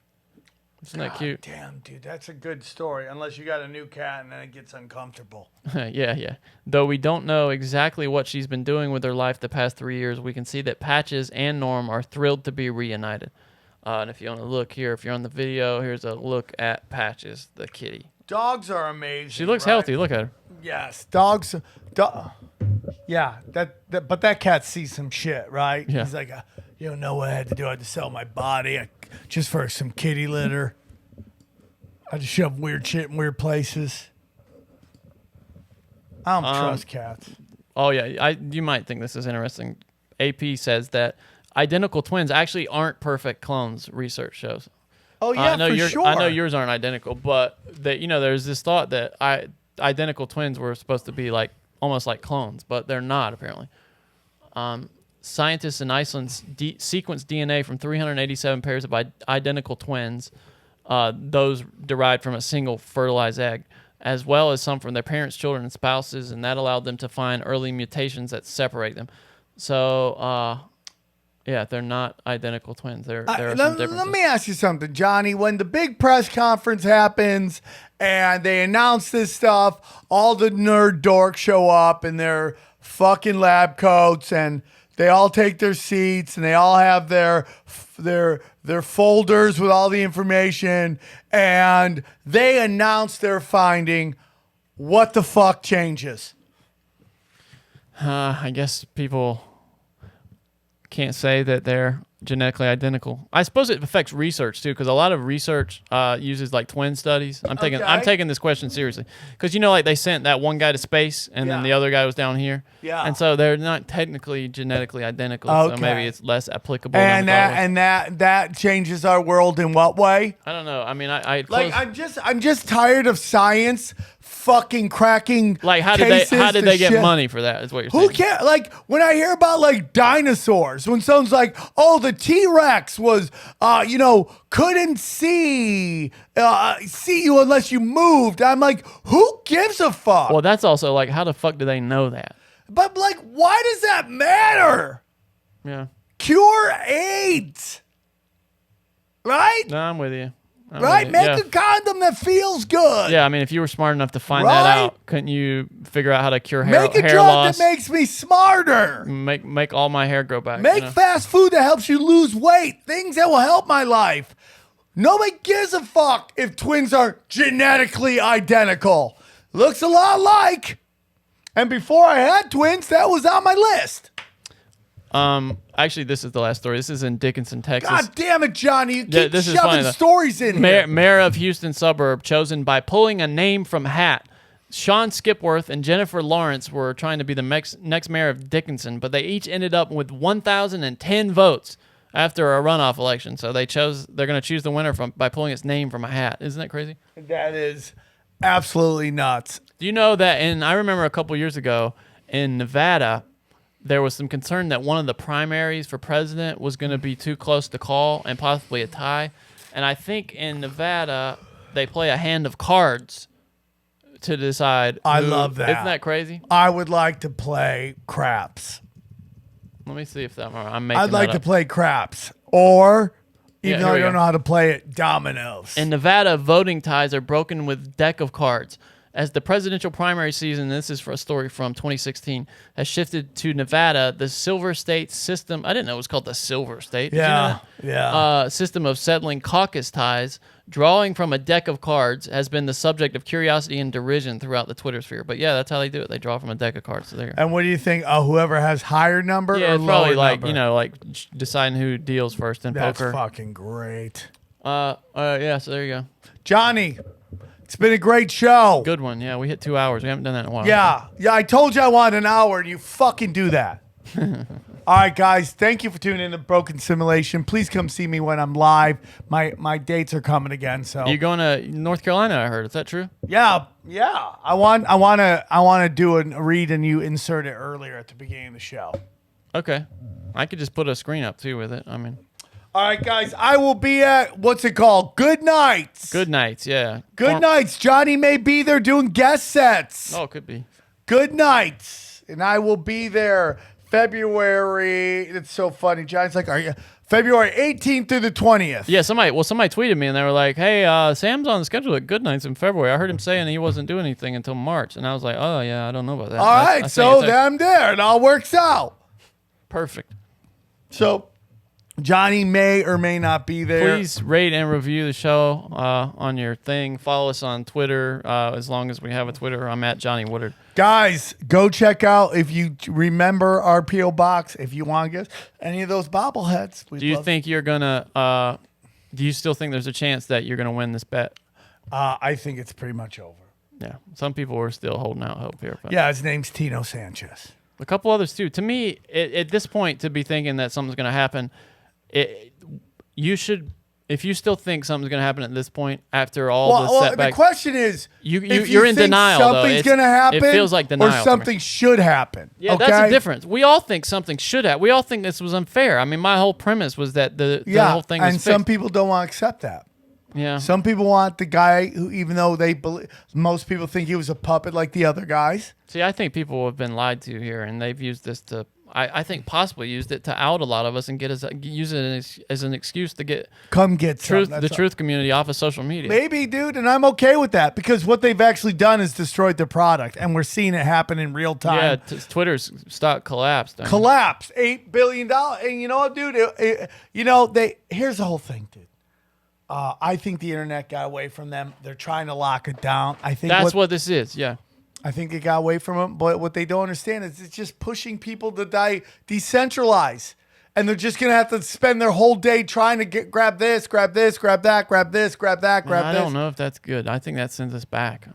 I think, dude, I like it because now you're not allowing one person to decide. How do you get new ideas in though if we're all off in these bubbles? You know what I mean? Like, how do you learn? Johnny, you act like when we were before Twitter and Facebook. No, it wasn't good, but I'm worried it's But going to be people even grew. worse. You know what I'm saying? People grew. I mean, dude,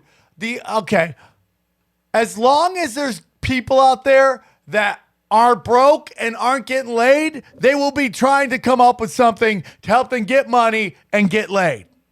Yeah. How are people going to find out about things that, like the things we talk about, if there aren't, because most people, I bet, find out about your show, like a friend of theirs like retweets it or something like that. Here's what I think, Johnny. And they're like, oh, I'll check it's that out. like people need to understand something. It's how we're figuring out what to do with YouTube, right? So I still have the Tinfoil Hat YouTube channel. Yeah. I would like to keep it. So I have to figure out how to get stuff on there that they're not going to go crazy on. It might be an act of futility. I don't know. But that's our goal. But there are other fucking websites that are attempting to go in there. They may shut them down. I don't know, man.